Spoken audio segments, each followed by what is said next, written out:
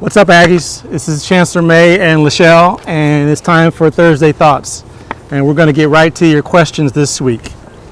I'll start. Okay, you All right. start. What does it actually mean to receive $1 billion in research funding? That's a great question. So as you probably heard or saw, last week we announced that UC Davis, for the first time in its history, had reached a threshold of $1 billion with a B in research awards for the last fiscal year. That's a big deal. Only about a couple of dozen universities in the country have achieved that status. So, the research that we do, we try to do use-inspired research that can impact the daily lives of everyone in society. So, for example, if we do research on a vaccine that's relevant for today, that could be helpful to a general population of people.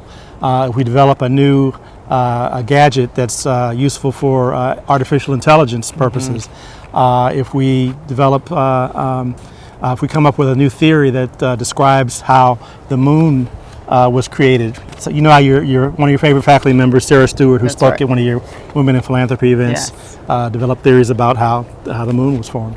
So all of those things, we broaden our knowledge, we develop things that will help people in their everyday lives, and many other things that we do research on are supported by the funding that we get. Research faculty and our academic faculty to be engaged in scholarship, which means they have to very often write proposals to government agencies to support their scholarship, their research. Our faculty are heavily engaged in writing such proposals to the federal government, to the state, to foundations, all sorts of funding sources to support this research. And last week, we announced for the first time in the history of UC Davis, the cumulative amount of support that our faculty were able to generate was over $1 billion. And that's a big deal. We're really excited about it. We're going to be celebrating it and talking about it for years to come, because I hope it repeats next year. Wow. Next question. Do you have a favorite stress snack? Not a favorite snack, but a stress snack. I don't know. I can predict yours. Maybe pistachios? I do like pistachios. But I don't think you eat it when you're stressed. I eat them when I'm not stressed. I get that, because I have friends who will eat potato chips or ice cream or different things like that. So I think when I'm stressed, I'm probably not going to snack. Yeah, I'm the same way. It's a good way. That way you stay thinner that way. But I say. But plenty of snacks like nuts, cookies of various kinds. Popcorn. Popcorn's my favorite snack. Yeah. So maybe I eat it when I am stressed, but I eat popcorn all the time. I don't remember you eating it when you're stressed, though. Yeah. You're rarely stressed. Yeah. Except when your children do something that financial. When you question their judgment, I was going to say financially. Hi, girls. Yes. Anyway. All right. My next question. Okay. What's going on with monkeypox? Uh-oh. That's what I want to know. Well, as you know, monkeypox is the latest virus that's of concern here in California and elsewhere in the country. And we're certainly monitoring the situation very carefully at UC Davis.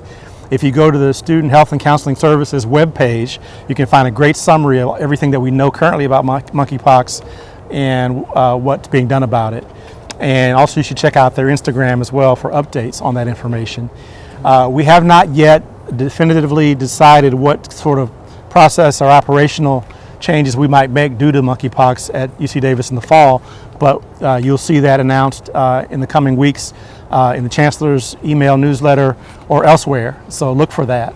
But we're certainly monitoring the situation. What do you know about monkeypox? Very little. Okay. But I know it's not transmitted in the air. It's not. It's a contact. Skin-to-skin contact. Right. It's transmitted. All right. Can you tell us about a proud parent moment? Many. I'm sure you can think of many as well. Yes. Many proud parent moments. Number one was birth. I was over the moon, overjoyed, awestruck when I saw each of my two girls being born in the delivery room. And then fast forward, just a couple weeks ago, we had two proud moments. Jordan, our youngest daughter, was named the lead teacher in her pre-K class that she teaches. And Simone, who's an entrepreneur, she has a startup. I think they got $1.2 million in funding for their startup. Right. That was announced. So I'm always proud of them all the time. You think of any Yeah, moments? I think mine are a little smaller. Those are definitely proud moments, but I think for me, it's the days that I picked them up from school when they were little. And the proudest moment for me, for each of them, is that they have always defended people in their class who were being harassed or Picked on. bullied or in any Yeah. way. And it was big of them when they were little, and those teenage years where you could have been, shunned upon. But they came to people's defense, and that's always made me proud. And they've done it. They've always been that way, That's like true. caring for other people, Yeah. no matter what the situation was. That makes me most proud because it tells you about their character. I rather than agree. The other thing. And you're always proud when they're smart with their finances. Yes.